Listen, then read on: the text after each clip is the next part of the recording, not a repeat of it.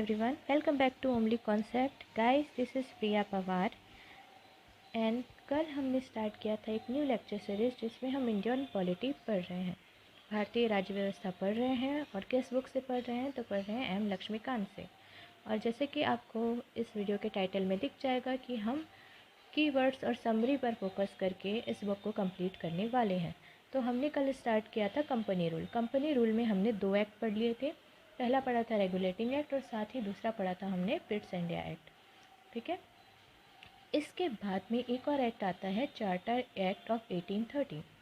ये आपका होमवर्क है कि आपको मुझे बताना है कि इस एक्ट में क्या क्या प्रावधान थे। क्योंकि इस एक्ट को लक्ष्मीकांत में मेंशन नहीं किया गया है, फिर मैं थोड़ा सा ब्रीफ दे देती हूँ कि इस एक्ट में कंपनी के जो कमर्शियल चीज़ें हैं उसको लिमिट किया गया था। क्या प्रावधान थे आप मुझे कमेंट सेक्शन में बताएंगे। ओके, तो चलिए स्टार्ट करते हैं आज का लेक्चर। सबसे पहले हम देखने वाले हैं चार्टर एक्ट 1833, 1833 का चार्टर एक्ट।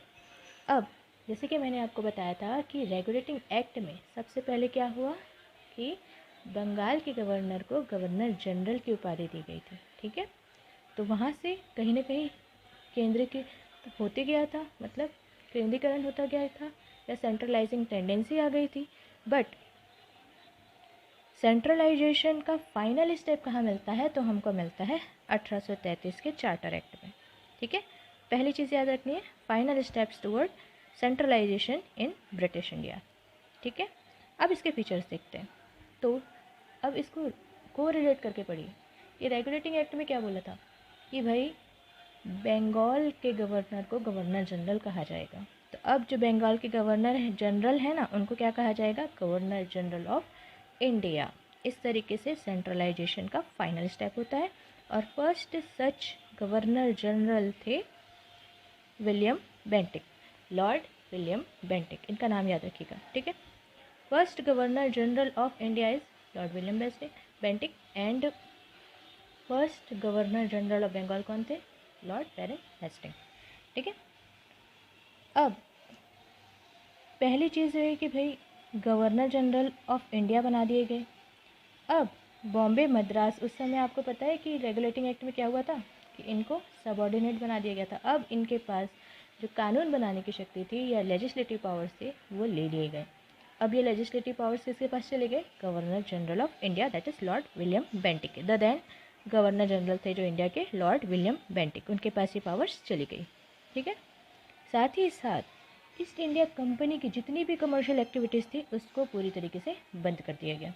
ठीक है, ईस्ट इंडिया कंपनी की जितनी भी कमर्शियल एक्टिविटी थी वो बंद कर दी गई और इनको मात्र प्रशासन करने के लिए अनुमति दी गई थी। तो क्या बन गया? एक सिर्फ एडमिनिस्ट्रेटिव बॉडी।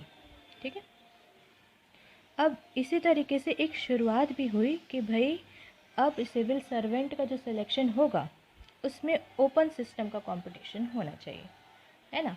ये बस अटेम्प्ट किया गया था बट इसमें सक्सेस नहीं हुए थे। तो क्या क्या फीचर्स है? पहले गवर्नर जनरल ऑफ इंडिया बना दिया गया। कौन बनाया गया? तो लॉर्ड विलियम बेंटिक। साथ ही बॉम्बे और मद्रास के जो गवर्नर्स थे उनसे उनकी लेजिस्लेटिव पावर्स ले ली गई और किनको दे दी गई? तो गवर्नर जनरल ऑफ इंडिया को।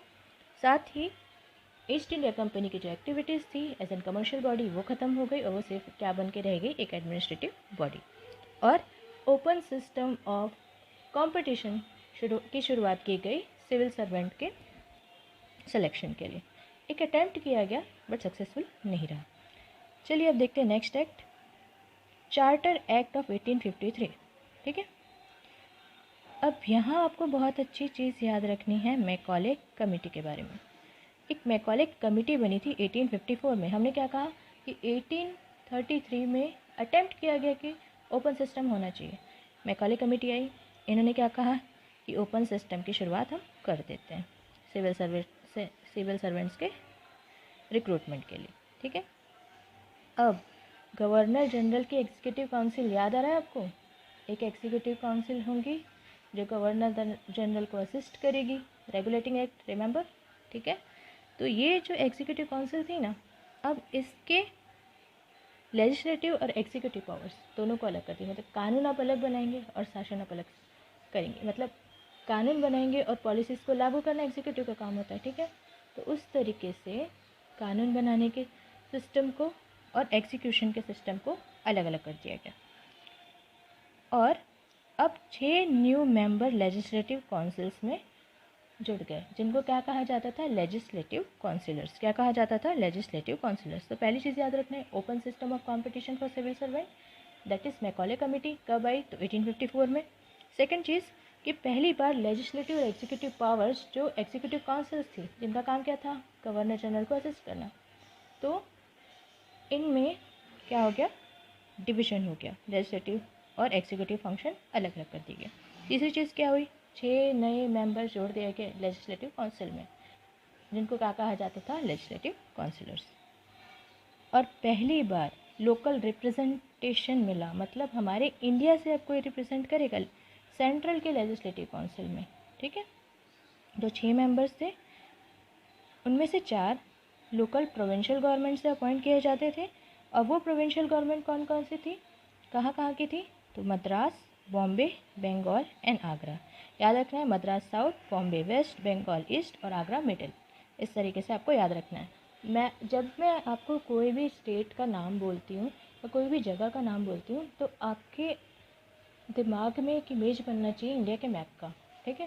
तो आपका आज का होमवर्क है, पहला तो आपको मुझे बताना है कि 1813 के चार्टर एक्ट में क्या क्या प्रावधान थे। दूसरा आपका होमवर्क है कि आपको इंडिया का मैप बहुत अच्छी तरीके से तैयार कर लेना है, कि जब भी मैं आपको कोई भी जगह का नाम बताऊँ, आपको तुरंत दिमाग में आ जाना चाहिए कि हाँ भाई ये जगह तो यहाँ पे है, ठीक है। इस तरीके से जब आप मैपिंग करके याद करेंगे ना, तो चीज़ें आपको बहुत बेहतर तरीके से याद रहेंगी, ठीक है। तो हमने 2 एक्ट देख लिए आज, 1853 का चार्टर एक्ट एंड 1833 का charter act. Thank you so much. Keep studying, keep rocking. All the best.